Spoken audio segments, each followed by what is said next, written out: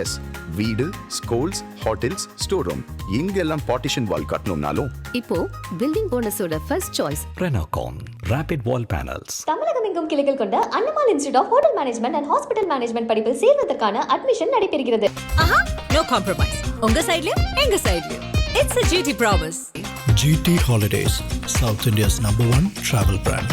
அண்ணாமலை அவர்கள் முன்னாள் பாஜக தலைவராக இருந்தவர். தற்போது பாஜகவில் இருந்து விலகி தனி கட்சியை தொடங்குகிறார், தனி பாதையை தேர்வு செய்திருக்கார் அப்படின்னு பாக்குறோம். இப்ப இந்த முடிவு அப்படிங்கிறது பாஜகவுக்கு இழப்பா இல்ல அண்ணாமலைக்கு? பிஜேபி வாக்குகளை 50% அண்ணாமலை எடுத்தாலும் கூட அது அண்ணாமலை சுயமாக நிற்பதற்கு போதுமானதா இருக்காது. உண்மையை சொல்லணும்னா ரொம்ப நேர்மையா நீங்க பண்ணீங்கன்னா அண்ணாமலையை காட்டிலும் நயினார் பெர்ஃபார்ம் பண்ணியிருக்காரு. Statistically true. ஆனால் இப்படி பார்த்து கரெக்டாக இதை எடுத்து சொல்லக்கூடிய ஸ்டாட்டிஸ்டிக்கலாக சொல்லக்கூடிய ஆட்கள் நயினாருக்கு பின்னால கிடையாது. நயினாருக்கு பின்னால வார் ரூம் கிடையாது, எந்த செட்டப்பும் கிடையாது. நயினாருக்கும் அப்படி சொல்ல தெரியாது. அவ்வளோதான். அதனால அண்ணாமலை என்ன சாதித்தார்? இந்த பிஜேபிங்கிற அந்த கம்ப்ளீட் செட்டப்பை வச்சுக்கிட்டு அண்ணாமலை எதுவும் சாதிக்கிறீங்க. அந்த முயற்சியுடைய பேசிக் தாட் என்ன அப்படின்னா அண்ணாமலையை பிராண்டாக்கி அந்த பிராண்டை வச்சு பிஜேபிக்கு வாக்குகளை பெற்றுத்தரும். இது ஒரு விதமான கார்பரேட் ஐடியா. இந்த காலத்துல அதுவும் தேவைதான், இல்லைன்னு சொல்லல. ஆனால் நீங்க பிராண்ட் ஆக்கினீங்க. அண்ணாமலை பிராண்டா நின்னுட்டாரு, ஆனால் பிஜேபிக்கு பயன்படலையேன்னு நான் சொல்றேன். பிஜேபிக்கு வெற்றியை பெற்றுத்தலே சார். பிஜேபியே ஜெயிக்க வேண்டாம் சார். அண்ணாமலையா ஜெயிச்சிருக்கூட, அவரும் ஜெயிக்கலையே. 1,18,000 வாக்குகள் வித்தியாசத்துல அவருடைய செல்வாக்கு மண்டலமான கோயம்புத்தூர்ல தோற்கிறார். நீங்க அண்ணாமலை அவர்களையும் ரொம்ப க்ளோஸ் ஸ்டோர்ல இருந்து பார்த்தவர். மற்ற எல்லாரையும் விட நீங்க ரொம்ப க்ளோஸ் ஸ்டோர்ல அண்ணாமலை அவர்கள் பார்த்தவர், அவர்கள் உரையாடியவர். உங்களுக்கு இந்த மாதிரி ஒரு முடிவு எடுக்கக்கூடும் அப்படின்னு நீங்க கணிச்சிருந்தீங்களா? எனக்குள்ள ஒரு சந்தேகம்.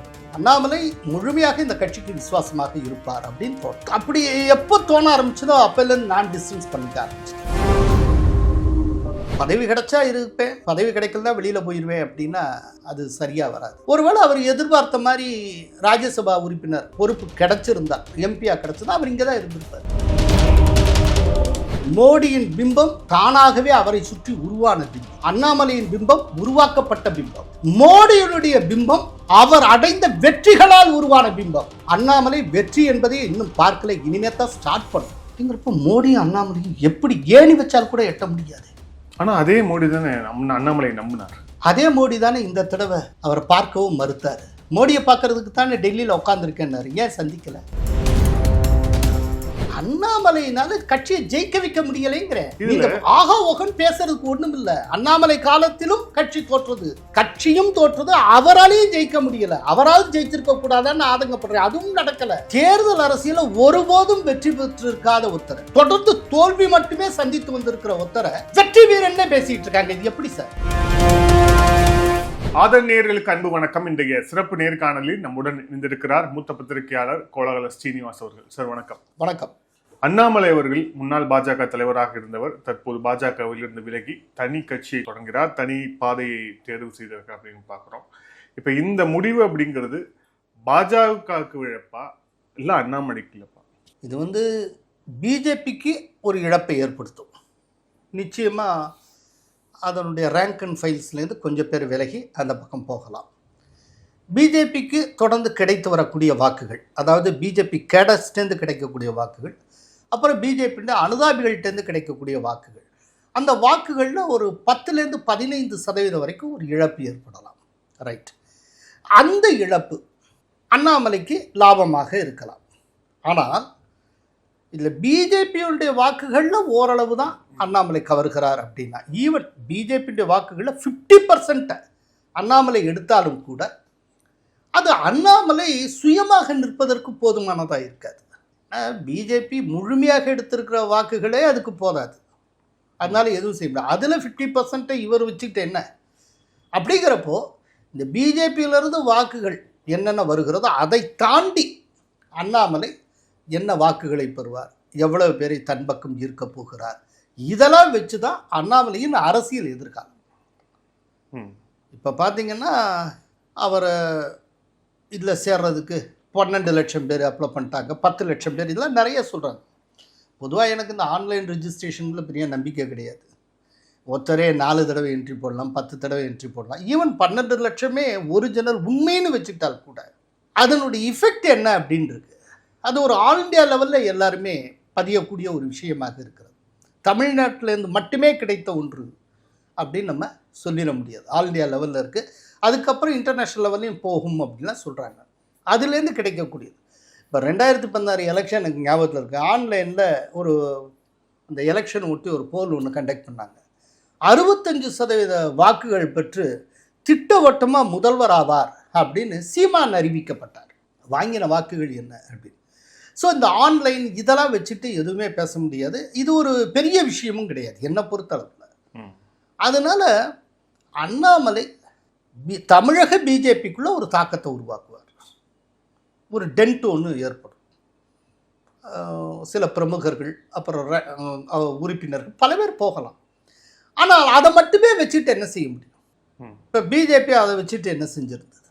எவ்வளோ கெயின் பண்ணிச்சு? ஒன்றும் கிடையாது. இன்னொன்று முழுமை பெற்ற இன்னைக்கு அவர் போகிறாரு, அவர் பின்னால் பிஜேபி ஓட்டு போகுது. இதுக்கு முன்னால் அவர் தலைவராக இருந்திருக்கிறார். தலைவராக இருந்தப்போ அந்த பிஜேபியுடைய முழுமையான வாக்குகளை வைத்து அண்ணாமலை சாதித்ததுன்னு எதுவுமே கிடையாது. 2024 தேர்தலில் போட்டிக்கிட்டு இருக்கா, அவரே தோற்றிருக்கா. அவருடைய கட்சி ஒரு இடத்துல கூட ஜெயிக்கலை. 40க்கு 40 தோல்வி. கேட்டால் என்ன சொல்லுவாங்க? இந்த 11%ஐயே திரும்ப திரும்ப காட்டிக்கிட்டே இருப்பாங்க. கொஞ்சம் யோசிச்சு பாருங்க, இந்த 11% எங்கேருந்து வந்தது? 23 லோக்சபா கான்ஸ்டிடியூன்சிஸில் போட்டியிட்டு 11%. ஒரு லோக்சபா கான்ஸ்டிடியூன்சிக்கு 6 சட்டப்பேரவை தொகுதிகள். ஸோ 138 அசம்பிளி செக்மெண்ட்டில் போட்டியிட்டு நீங்கள் 11% அச்சீவ் பண்ணியிருக்கீங்க.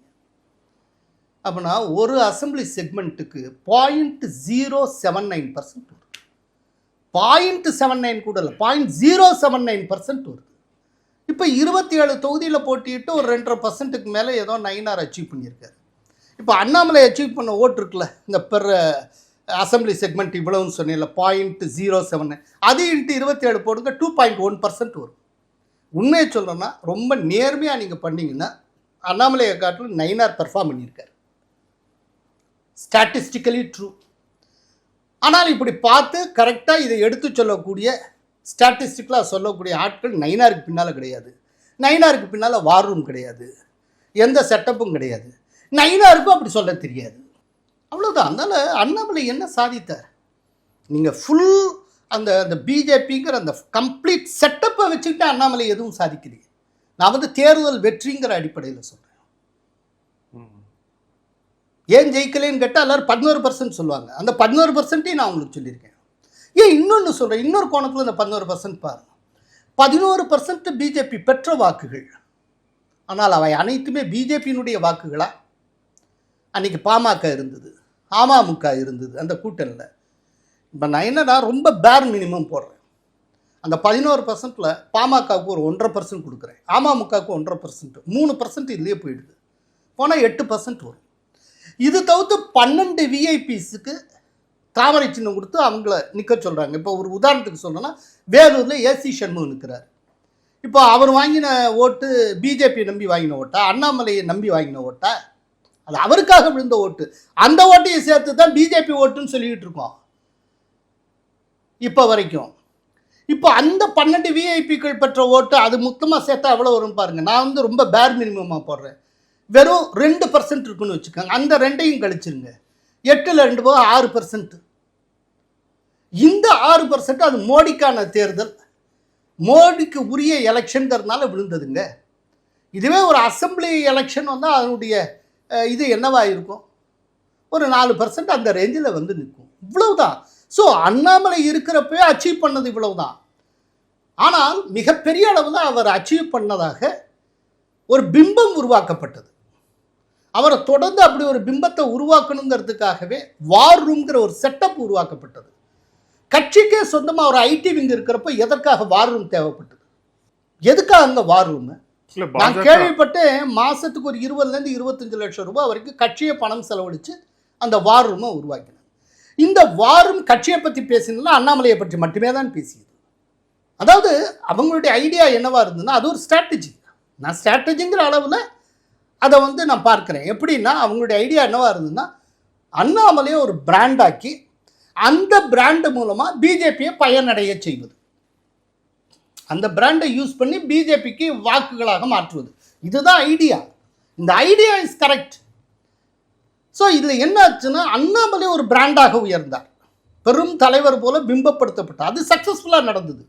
ஆனால் அது ஓட்டாக மாறுறதுங்கிற விஷயத்தில் ஒன்றுமே நடக்கலை. கடைசியில் அந்த முயற்சி அண்ணாமலைங்கிற அளவுக்கு பலன் தந்தது, கட்சிங்கிற அளவுக்கு எந்த பலனும் தரல. இதைத்தான் சொல்ல வரேன். நான் அந்த முயற்சியை ரெடிக்யூல் பண்ணலை. அந்த முயற்சியுடைய பேசிக் தாட் என்ன அப்படின்னா, அண்ணாமலையை பிராண்டாக்கி அந்த பிராண்டை வச்சு பிஜேபிக்கு வாக்குகளை பெற்று தருவது. இது ஒரு விதமான கார்ப்பரேட் ஐடியா. இந்த காலத்தில் அதுவும் தேவைதான், இல்லைன்னு சொல்லலை. ஆனால் நீங்கள் பிராண்ட் ஆக்கினீங்க, அண்ணாமலை பிராண்டாக நின்றுட்டாரு. ஆனால் பிஜேபிக்கு பயன்படலையேன்னு நான் சொல்கிறேன். பிஜேபிக்கு வெற்றியை பெற்றுத்தலையே சார், பிஜேபியே ஜெயிக்க வேண்டாம் சார், அண்ணாமலையா ஜெயிச்சிருக்கூடா, அவரும் ஜெயிக்கலையே. 1,18,000 வாக்குகள் வித்தியாசத்தில் அவருடைய செல்வாக்கு மண்டலமான கோயம்புத்தூரில் தோற்கிறார். இதுவரைக்கும் அண்ணாமலை தேர்தல் அரசியலில் ஜெயிச்சதே கிடையாது. அரவக்குறிச்சியில் தோக்கலையா?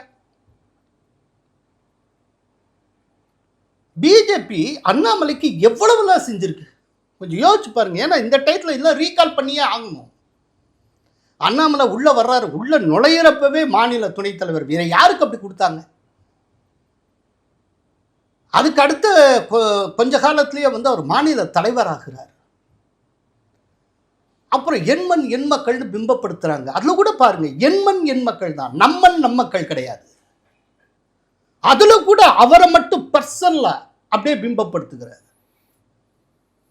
இதுல என்ன எனக்கு ஆச்சரியம்னா, அண்ணாமலை எப்போ பிஜேபிக்குள்ள வந்தாரோ அதுக்கப்புறம் தான் அந்த கல்ட் பாலிடிக்ஸ்னே உருவாகுது. பிஜேபிக்குள்ள பர்சனாலிட்டி கல்ட் டெவலப் ஆகுது. அவரை பற்றின ஆராதனைகள் அத்தனை ஆரம்பமாகுது. ஆனால் நேற்றுக்கு அண்ணாமலை சொல்லியிருக்கார், பர்சனாலிட்டி கல்ட், அந்த கல்ட் பாலிடிக்ஸை ஒழிப்பேன் அப்படின்னு. அவர் வந்ததுக்கு அப்புறம் தான் பிஜேபியில் கல்ட் பாலிடிக்ஸே ஆரம்பமாச்சு. அதுக்கு முன்னால் தெரியாது என்னன்னு. இவ்வளவு அதே போல் அவர் கொடுக்கப்பட்ட முக்கியத்துவம். காந்திகிராம் பல்கலைக்கழகத்துக்கு மோடி வருகிறார், முடிச்சுட்டு அங்கேருந்து மதுரை விமான நிலையத்துக்கு போகிறார். திண்டுக்கல்லேருந்து மதுரை விமான நிலையம் வரைக்கும் தன்னுடைய காரில் பின் சீட்டில் தனக்கு அருகில் அமர்த்தி வைத்து கொண்டு அவரோட பேசிட்டு போகிறார். இந்த கௌரவம் எந்த மாநில தலைவர் கிடைச்சது? எந்த மாநில தலைவரை அவர் தனியாக பூஸ்ட் பண்ணுறதுக்குன்னு ஒரு வார் ரூம்ங்கிற செட்டப் லட்சம் பணம் கொட்டி வருஷக்கணக்கில் நடந்த அண்ணாமலை ஒருத்தருக்கு தான், வேற யாருக்கும் கிடையாது. என்ன கொடுக்கல அவருக்கு? இவ்வளவு கொடுத்த ஒரு கட்சிக்கு அவர் திருப்பி கொடுத்தது என்ன? தோல்வியை தவிர ஒரு சீட்டு ஜெயிச்சு காட்டியிருக்காரா? அதை சமாளிக்கிறதுக்கு 11% 19% இப்படியே பில்டப் கொடுப்பாங்க. இந்த 11% எப்படி என்னங்கிறதுக்கு நான் சொல்லிட்டேன். நீங்கள் என்ன கட்சிக்கு நீங்க திருப்பி கொடுத்த என்ன? கட்சி நிறைய கொடுத்துருக்குங்க. இதுக்கு இடையில ராஜ்யசபா உறுப்பினர் ஆகலை அப்படின்னு அவருக்கு சில வருத்தம், கோபம். கொஞ்சம் யோசிச்சு பாருங்க. பெரிய பெரிய வெற்றி வீரர்கள் ராஜ்யசபா சீட்டுக்காக இன்னும் வெயிட் பண்ணிட்டு இருக்காங்க. சுனில் பன்சல் எடுத்துக்கோங்க ஒரு உதாரணம். அவர்லாம் எவ்வளோ பெரிய ஸ்ட்ராட்டஜிஸ்ட். இந்த தடவை வெஸ்ட் பெங்காலில் எலெக்ஷன் நடந்தது, அதோடைய எலெக்ஷன் இன்சார்ஜ் அவர் தாங்க. வெஸ்ட் பெங்காலில் பிஜேபி ஆட்சியை பிடிப்பதற்கு மூல காரணகர்த்தாவாக இருந்தவர்களில் அவர் ஒருவருங்க. அதுக்கு முன்னால் அவர் எங்கே தெரியுமா எலெக்ஷன் இன்சார்ஜாக இருந்தார்? ஒடிஷாவில் இருந்தார். ஒடிஷாலையும் பிஜேபி ஆட்சிக்கு வருது. பிஜேபி ஆட்சியே வராத 2 மாநிலங்களில் ஆட்சி கொண்டு வந்தவருங்க. அவ்வளோ பெரிய ஆள். அந்த சுனில் பன்சாலுக்கு இன்னைக்கு வரைக்கும், இப்போ வரைக்கும் இன்னும் ராஜ்யசபா எம்பி போஸ்ட் கிடைக்கல. வெயிட்டிங் லிஸ்ட்ல இருந்துட்டு இருக்காரு. நார்த் ஈஸ்டில் பிஜேபியை வேற ஒரு லெவலுக்கு கொண்டு போய் அங்கே பிஜேபி காலுன்றுவதற்கு அத்தனையும் செய்த ராம் மாதவ் இன்னைக்கு வரைக்கும் ராஜ்யசபா எம்பி கிடையாது. He is waiting. பொறுமையாக இருந்தாங்க. பிஜேபியில் கொஞ்சம் பொறுமையாக இருக்கணும். நேற்று கூட அண்ணாமலை அட்வைஸ் பண்ணுறப்ப சொல்கிற தன்னுடைய கட்சியை பற்றி, நாம் இப்போ தான் சிறுக ஆரம்பிக்கிறோம், ரொம்ப பொறுமையாக இருக்கணும், அவசரப்படக்கூடாது, காலம் ஆகலாம் அப்படின்னு. அடுத்தவங்களுக்கு அட்வைஸாக சொல்கிற பொறுமையாக அவர் கடைப்பிடிச்சிருந்தால் பெரிய உயரத்துக்கு அவர் போயிருப்பார். அதற்காக நான் சொல்லுகிறேன். அவருக்கு ஒரு நல்ல எதிர்காலம் பிஜேபியில் இருந்தது. ரொம்ப அவசரப்பட்டார். இதில் ஒரு விஷயம், இவர் உடனே எல்லாம் கிடைக்கணும் அப்படின்னு ஆசைப்படுகிறார். பிஜேபியில் இந்த மோடி அமித்ஷா கம்பைன் வந்ததுக்கு அப்புறம் அதனுடைய கேரக்டரே நிறைய மாறி இருக்கு. அதை கொஞ்சம் புரிஞ்சுக்கணும். என்ன மாதிரியான நபர்களுக்கு எலிவேஷன் கிடைக்குதுங்கிற பாருங்க. தன்னை முன்னிறுத்தி கொள்ளாமல் கட்சியை மட்டுமே முன்னிறுத்தி கொண்டு தானும் வெற்றி பெற்று கட்சியும் வெற்றி பாதைக்கு அழைத்து செல்லுகிறவர்களுக்கு மட்டுமே முன்னுரிமை தரப்படுகிறது.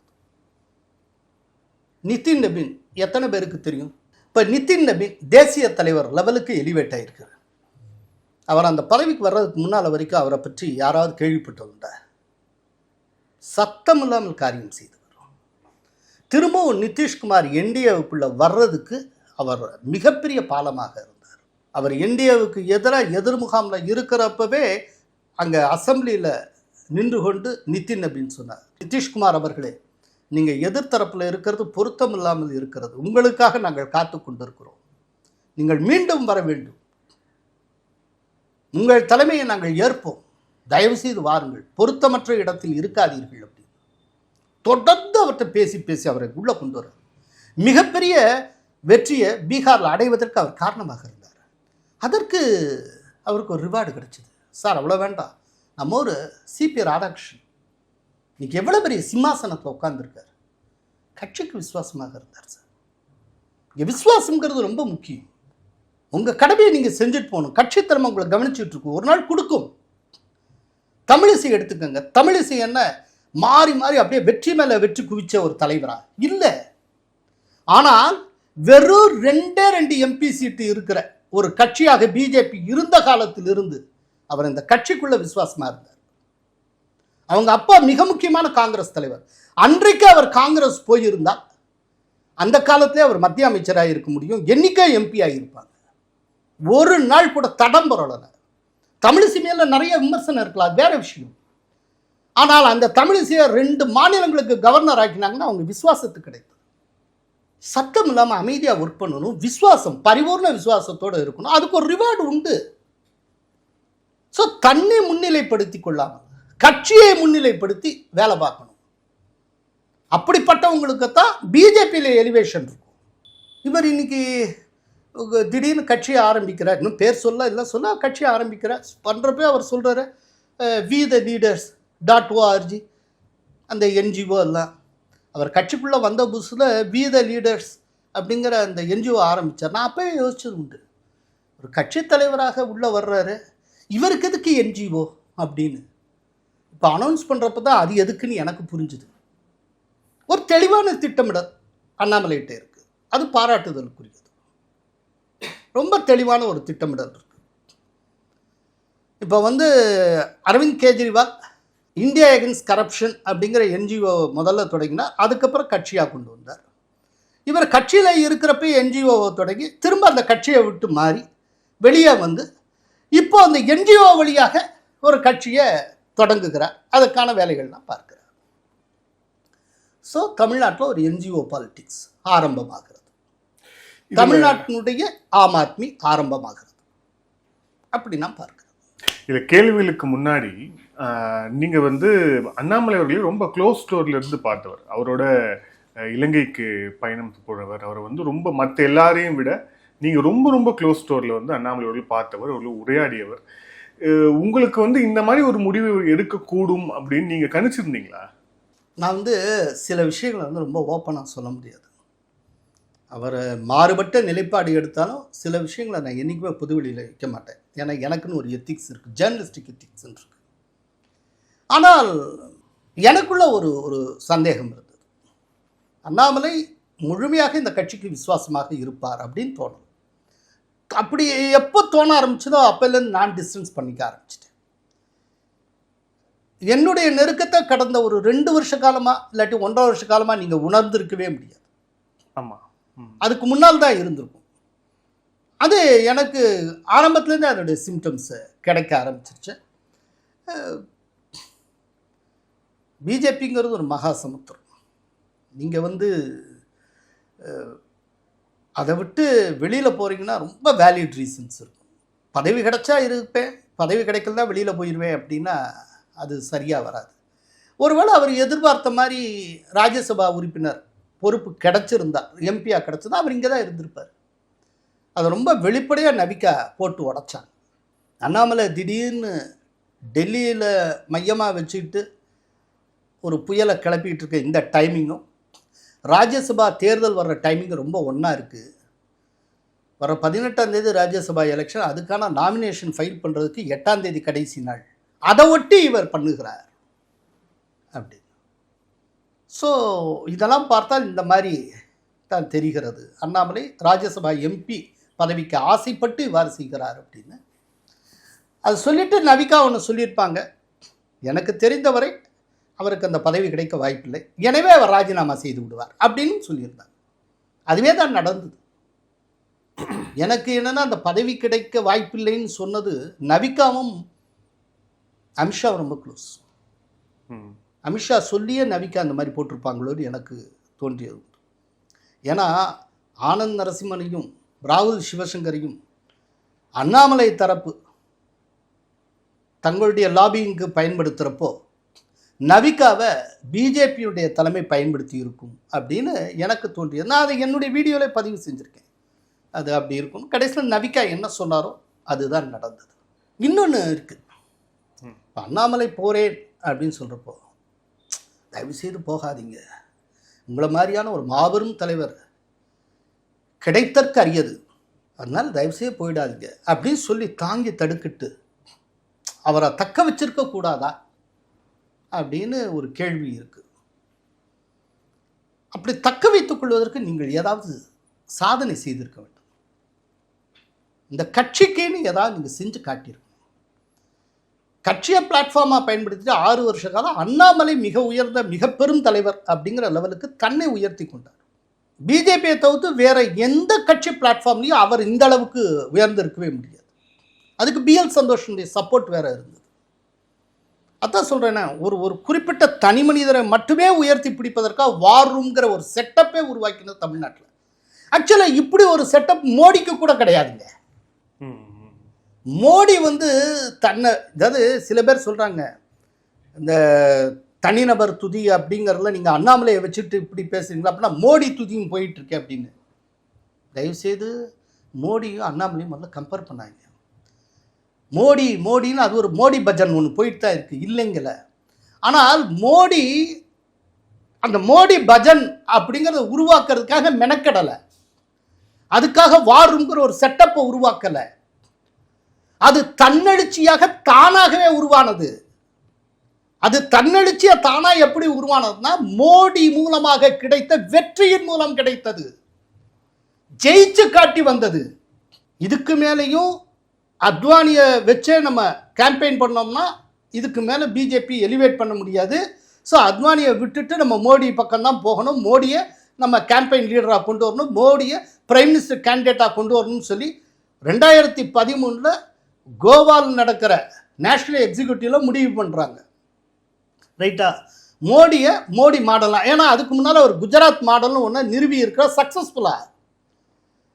மோடி 2001 குஜராத்துக்குள்ள வந்ததிலிருந்து அவர் தலைமையில் அவர் சந்தித்த எந்த தேர்தலிலும் தோற்றது கிடையாது, மெஜாரிட்டி வாங்காமல் இருந்தது கிடையாது. வெற்றியின் மூலமாக அவர் தன்னை நிலைநிறுத்தி கொண்டவர். எப்படி எம்ஜிஆர் தொடர் வெற்றிகளின் மூலமாக தன்னை பிம்பப்படுத்தி கொண்டாரோ அதன் மூலமாக மோடி தொடர்ச்சியாக வெற்றியின் மூலமாக தன்னை பிம்பப்படுத்தி கொண்டார். அந்த பிம்பம் அவரா உருவாக்கல, அதை சுற்றி அதுவாகவே உருவானது. 2014 நிற்கிறாங்க, மோடியை தான் பிரைம் மினிஸ்டர் கேண்டிடேட்டா பூஸ்ட் பண்ணி நிற்கிறாங்க. ஃபுல் மெஜாரிட்டியோட முதன் முறையாக பிஜேபி ஜெயிக்கிறது. 2019 300 சீட்டுக்கு மேல திரும்பவும் ஜெயிக்கிறது. ஆக மோடியுடைய பிம்பத்துக்கும் அண்ணாமலை பிம்பத்துக்கும் அடிப்படை வித்தியாசம் இருக்கிறது. மோடியின் பிம்பம் தானாகவே அவரை சுற்றி உருவான பிம்பம், அண்ணாமலையின் பிம்பம் உருவாக்கப்பட்ட பிம்பம். மோடியினுடைய பிம்பம் அவர் அடைந்த வெற்றிகளால் உருவான பிம்பம். அண்ணாமலை வெற்றி என்பதை இன்னும் பார்க்கல, இனிமே தான் ஸ்டார்ட் பண்ணும். அப்படிங்கிறப்ப மோடியும் அண்ணாமலையும் எப்படி ஏணி வச்சால் கூட எட்ட முடியாது. ஆனால் அதே மோடி தானே அண்ணாமலை நம்பினார். அதே மோடி தானே இந்த தடவை அவரை பார்க்கவும் மறுத்தார். மோடியை பார்க்கறதுக்கு தானே டெல்லியில் உட்காந்துருக்கேன்னாரு, ஏன் சந்திக்கலை? அதே மோடி தானே அவர் சந்திக்கவும் மறுத்தார். அது ஏன் நம்பினார்? அதான் நான் சொல்லிட்டேனே, நான் ஏற்கனவே சொன்னேன், அண்ணாமலைக்கு அவ்வளவு அங்கீகாரம் கிடைச்சது. செல்லப்பிள்ளை மாதிரி மோடி ட்ரீட் பண்ணார்.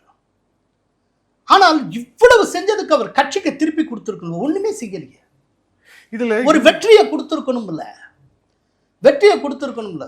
கூடவே இருக்கிற ஒரு கூட்டணி கட்சி அதுவாகவே வெளியில போற மாதிரியான ஒரு சூழ்நிலையை திட்டமிட்டு உருவாக்கினார். அதன் மூலமா 40க்கு 40 டிஎம்கே வெற்றி பெற்றது. கொஞ்சம் யோசிச்சு பாருங்க நீங்க. 2024 நடக்குது, 2014 என்ன நடக்குது? அப்போ பொன்னார் வந்து தலைவர். பொன்னார் தலைமையில் அப்ப பிஜேபி தலைமையில தான் ஒரு கூட்டணி அமையுது. அந்த கூட்டணியில் விஜயகாந்த் இருக்கிறார், ராம்தாஸ் இருக்கிறார், வைகோ இருக்கிறார், இத்தனை பேர் இருக்காங்க. அன்னைக்கு பொன்னார் தலைமையில் 2 சீட்டு தான் இந்தியா கிடைக்குது. ஒன்று பொன்னார் ஜெயிக்கிறார், இன்னொரு பக்கம் அன்புமணி ஜெயிக்கிறார், அவ்வளவுதான். ஆனால் பொது எதிரியான திமுக 40 தொகுதிகளிலும் தோற்றது.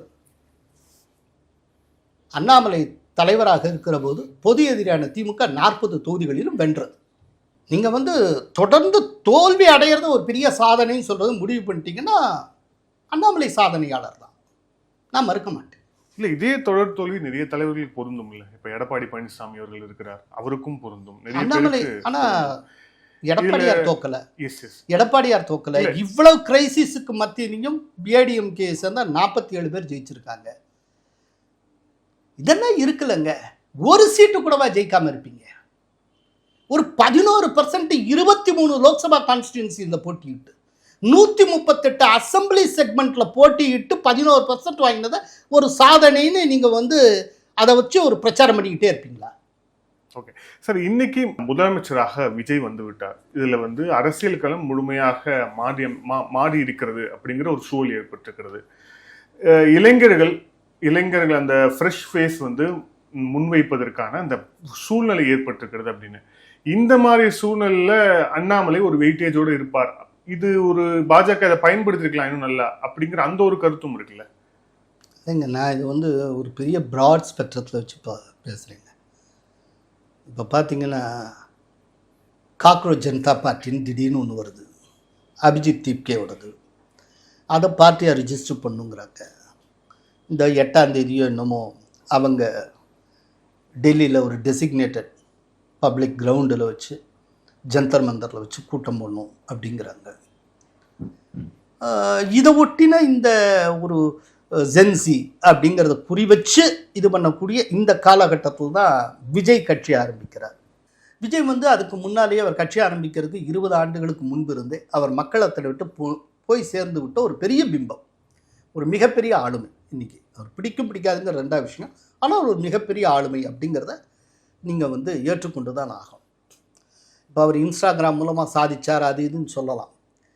இன்ஸ்டாகிராம் பாலிடிக்ஸ் பற்றி நிறைய பேசினவர் அவருக்கு முன்னாலேயே அண்ணாமலை தான். உங்களுக்கு ஞாபகத்தில் இருக்கும்னு நினைக்கிறேன். போன எலெக்ஷன் அப்போ இன்ஸ்டாகிராம் வச்சே நான் அவ்வளோ பண்ணிடுவேன், இவ்வளோ பண்ணிடுவேன், பிஜேபிக்கு 25% கிடைக்கும், பிஜேபிக்கு 12 சீட்டு கிடைக்கும் எல்லாம் சொல்லியிருக்கிறார். கடைசியில் அவர் சொன்ன 25% கூட்டணிக்கே கிடைக்கல. இன்றைக்கி பிஜேபிக்கு கிடைச்சது 11%, கூட்டணி கிடைச்சது 18%. ரைட்டா? கொஞ்சம் யோசிச்சு பார்க்கணும். இன்ஸ்டாகிராமை நீங்கள் யூஸ் பண்ணலாம், யார் வேணாலும் யூஸ் பண்ணலாம். ஆனால் இன்ஸ்டாகிராமை யூஸ் பண்ணுங்க எல்லாருமே விஜய் ஆயிட முடியாது. அந்த இன்ஸ்டாகிராம் விஜய் பயன்படுத்துகிறப்போ அது எஃபெக்டிவாக மாறுது. இப்போ நான் இன்ஸ்டாகிராமை ரொம்ப எஃபெக்டிவாக யூஸ் பண்ணுறேன், நாளைக்கு நான் சீஃப் மினிஸ்டர் வந்துடுவேன். இன்ஸ்டாகிராமை யார் யூஸ் பண்ணுறாங்கன்னு ஒன்று இருக்குது சார். விஜய் வந்து ஒரு மிகப்பெரிய ஒரு ஸ்டார் சார், ஒரு மெகா ஸ்டார் தமிழ்நாட்டில். சவுத் இந்தியா முழுக்க ஃபேன்ஸ் இருக்காங்க, ஒரு மிகப்பெரிய ஸ்டார். அவர் இன்ஸ்டாகிராமை யூஸ் பண்ணி நேரடியாக பாலிடிக்ஸுக்கு வர்றப்போ அதுக்கு ஒரு எஃபெக்ட் இருக்குது. அதுக்காக எல்லாருமே இன்ஸ்டாகிராம்னா கொஞ்சம் யோசிச்சு பாருங்கள். இன்ஸ்டாகிராம் யூஸ் பண்ணி 108 தொகுதியில் விஜய் ஜெயிக்க முடியுது. அதே இன்ஸ்டாகிராம் சோஷியல் மீடியா பயன்படுத்தி அண்ணாமலை 2024 ஒரு தொகுதியும் ஜெயிக்க முடியல, அவரே தோற்று போனார். 2 சமமா? அண்ணாமலை கோயம்புத்தூரில் தோக்குறப்போ அவர் பின்னாலே இளைஞர்கள் தானே இருந்தாங்க, ஏன் ஜெயிச்சிருக்க வேண்டியதானே? ஸோ யார் பண்ணுறாங்கங்கிறது ரொம்ப முக்கியம் சார். சார், இன்னொரு கேள்வி வருது நீங்கள் சொல்றதுல இருந்து. அண்ணாமலை வெறும் கட்சிக்கு தோல்வியை மட்டுமே கொடுத்தார் அப்படின்னு. அண்ணாமலை தோல்வியை கொடுத்தாருங்கிறது உண்மைதான். ஆனா பாஜக, தமிழக பாஜக நீங்க ரொம்ப தப்பா புரிஞ்சுக்கிறீங்க. நான் சொல்லாத வார்த்தை. அண்ணாமலை தோல்வியை கொடுத்தான்னு சொல்ல சார். தோல்வியை வந்து அவர் தட்டில் வச்சு இந்தா பிடின்னு கொடுக்கல சார், தோற்றார். அண்ணாமலையினால கட்சியை ஜெயிக்க வைக்க முடியலைங்கிறேன். ஆமா, இதுல ஆகா ஓகன் பேசுறதுக்கு ஒண்ணும் இல்லை. அண்ணாமலை காலத்திலும் கட்சி தோற்றது, கட்சியும் தோற்றது, அவராலையும் ஜெயிக்க முடியல. அவரால் ஜெயிச்சிருக்க கூடாதான்னு ஆதங்கப்படுறேன். அதுவும் நடக்கல. நீங்க எனக்கு என்ன ஒரு ஆச்சரியம்னா, இதுதான் பிம்பப்படுத்தலுடைய மகத்துவம். எப்படின்னா, தேர்தல் அரசியல ஒருபோதும் வெற்றி பெற்றிருக்காத ஒருத்தரை, தொடர்ந்து தோல்வி மட்டுமே சந்தித்து வந்திருக்கிற ஒருத்தரை வெற்றி வீரன் பேசிட்டு இருக்காங்க. இது எப்படி சார்? ஒரு வெற்றி வீரனா இருக்கிறவர் வெற்றி பெறுகிறவரை தானே இருக்க முடியும். அவர் தானே வெற்றி வீரனா இருக்க முடியும். வெற்றியே பெறாத ஒருவரை ஒரு பெரிய வெற்றியாளர் மாதிரியே கொண்டாடிட்டு இருந்தா இதுதான் பிம்பப்படுத்துதல். ஆனால் இந்த விதமான ஒரு ஃபேக்டோட ஒத்துப்போகாத பிம்பப்படுத்துதல் ஆட்டோமேட்டிக்கா கீழே விழுத்தும். அது கீழே விழருங்கிறதுக்கு ஒரு உதாரணம் சொல்றேன் உங்களுக்கு. பிஜேபியிலேருந்து ஒரு உதாரணம் சொல்றேன். மோடியும் அமித்ஷாவும் அண்ணாமலையும் எப்படி தாங்கி பிடிச்சாங்க? எலெக்ஷனுக்கு அப்புறம் அப்படியே கைவிட்டாங்கல்ல, நொறுங்கிச்சுல்ல. ஏன்னா நீங்க பிம்பப்படுத்துறது, ஒரு இமேஜை பில்டு பண்ணி இவர் இப்படித்தான் அப்படிங்கிற மாதிரி சொல்லி முடிக்கிறேன். அந்த பிம்பப்படுத்துறது பிம்பப்படுத்துறதுங்கிறது நீங்க என்ன சொல்றீங்களோ அந்த ஃபேக்டோட பொருந்தி போகும். இல்ல, மோடியவே மக்கள் கைவிட்டாங்களே 24. நீங்க 2014 எடுத்துக்காட்டு சொன்னீங்க, 19 எடுத்துக்காட்டு சொன்னீங்க. 24 பிரதமர் மோடி அவர்கள் மெஜாரிட்டியோட வந்தாரு. இப்ப நடக்கிறது மைனாரிட்டி கவர்மெண்ட். கரெக்ட். அப்ப அதுக்கு காரணம் மோடி அவர்கள். நல்ல கேள்வி. மோடிக்கு சறுக்கல் ஏற்பட்டது, வீழ்ச்சி ஏற்படாது. இப்ப மோடி தானே பிரதமர். முன்னால மோடிட்ட நிதியமைச்சரா இருந்தவர் தானே இப்ப நிதியமைச்சர். முன்னால மோடிட்ட டிஃபென்ஸ் மினிஸ்டரா இருந்தவர் தானே இப்ப டிஃபென்ஸ் மினிஸ்டர்.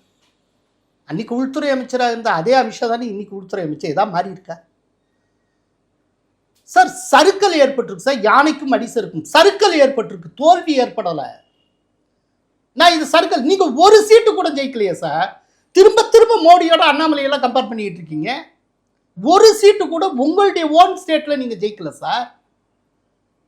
நீங்களும் ஜெயிக்கல. அப்புறம் தேர்தல் அரசியலை மையமாக கொண்டிருக்கிற ஒரு நாடாளுமன்ற ஜனநாயகம் நிலை பெற்று இருக்கக்கூடிய ஒரு நாட்டில் தேர்தல் வெற்றிங்கிறது ரொம்ப முக்கியம் சார். பர்சன்டேஜை காட்டியெல்லாம் சும்மா ஜிமிக்ஸ்லாம் பண்ணிக்கிட்டு இருக்க முடியாது. இந்த 11% உண்டான விளக்கத்தை சொல்லிட்டேன் நான். ஆனால் ஒன்று இதை வச்சு இன்னைக்கு உங்கள்கிட்ட ஒன்று சொல்கிறேன். இந்த பர்சன்டேஜ் இது தொடர்பான விளக்கத்தை இன்னைக்கு வரைக்கும் நான் சொன்னது கிடையாது. இன்னைக்கு வரைக்கும் நான் பொதுவெளியில் ஏன் சேனல்லையே நான் கொடுத்தது கிடையாது. காரணம், நான் அண்ணாமலை இந்த மாதிரி மாற்றி அவருடைய அந்த வார் ரூம் வாரியர்ஸு குக் பண்ணி மெனக்கெட்டு இதை ஒரு பெருசாக பூஸ்ட் பண்ணுறாங்க அப்படிங்கிறது சொல்கிறதுக்கு ஏதுமான காரணங்கள் இருந்தாலும், அவர் பிஜேபிக்குள்ளே இருக்கிறப்ப சொன்னால் அது பிஜேபிக்கு கஷ்டத்தை கொடுக்கும் அப்படிங்கிற ஒரே காரணத்தினால நான் அமைதியாக இருந்தேன். இன்னைக்கு பிஜேபியை அவர் காட்டி கொடுத்துட்டு நான் தாவேக்காவையும் திமுகவையும் அதிமுகவையும் எப்படி பார்ப்பேனோ அப்படித்தான் நான் பிஜேபியும் பார்ப்பேன். அப்படின்னா நான் தாவேக்காவையும் திமுகவையும் எப்படி பார்ப்பேனோ அப்படித்தான் நான் அண்ணாமலையும் பார்ப்பேன். இனிமே சொல்ல வேண்டியதானே? ரொம்ப எமோஷனலா இருக்கீங்க. இல்லைங்க, பிஜேபிங்கிறது எப்படிப்பட்ட கட்சிங்க? அது இந்த தேசத்துக்காக தேசியத்துக்காக பாடுபட்டு கொண்டு இருக்கிற ஒரு கட்சிங்க. எதுவுமே எதிர்பாராமல் அது செய்து கொண்டு இருக்கிற ஒரு கட்சிங்க. அந்த கட்சியில உங்களை தலைக்கு மேல வச்சு கொண்டாடி இருக்காங்க. மோடி எந்த இடத்துல வச்சுட்டு இருந்தாரு? மொத்தமா தூக்கி போட்டு நீங்க வாட்டில் போறேன்னா என்ன? ஒரு பதவி கொடுத்தா தொடர்ந்து ஒரு பதவி கொடுத்துக்கிட்டே இருக்கணுமா? அதுக்கு ஏதாவது கேரண்டியா? இடையில கொஞ்சம் வெயிட் பண்ணுங்களேன். You have the advantage of age. Why don't you wait? முடியாதா? இதை காட்டில எவ்வளவு பெரிய சோதனைகள்லாம் மோடி சந்திச்சிருக்காரு தெரியுமா? ஒரு டைத்துல அவங்க கட்சிக்குள்ளேயே மோடிக்கு ஒரு தடை விதிக்கப்பட்ட, நீ குஜராத் பக்கம் போகக்கூடாதுன்ட்டு. என்னென்னலாம நடந்திருக்கு சார். பிஜேபியோட வரலாறு தெரிஞ்சவங்களுக்கு இது தெரியும். நீங்கள் ஒரு 9 வருஷம் எஸ்பியாக இருப்பீங்க. கரெக்டாக அந்த 9 வருஷம் முடிஞ்சதும் அப்படியே ரிசைன் பண்ணுறது, இங்கே வருவீங்க. வர்றப்பவே ஒரு என்ஜிஓ உருவாக்கிப்பீங்க.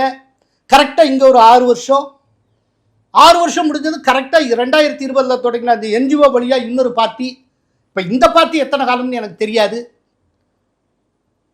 ரொம்ப ஒரு தெளிவான ஒரு ப்ராஜெக்ட் ஒர்க் மாதிரி அரசியலை பண்ணிக்கிட்டு இருந்தேன். இதுதான் சொன்னேன் நான், என்ஜிஓ பாலிடிக்ஸ் ஆரம்பமாகிறது நல்லதுக்கான அடையாளம் இல்லை. நன்றி சார். பல்வேறு கேள்வி. Thank you sir. Thank you so much. நன்றி.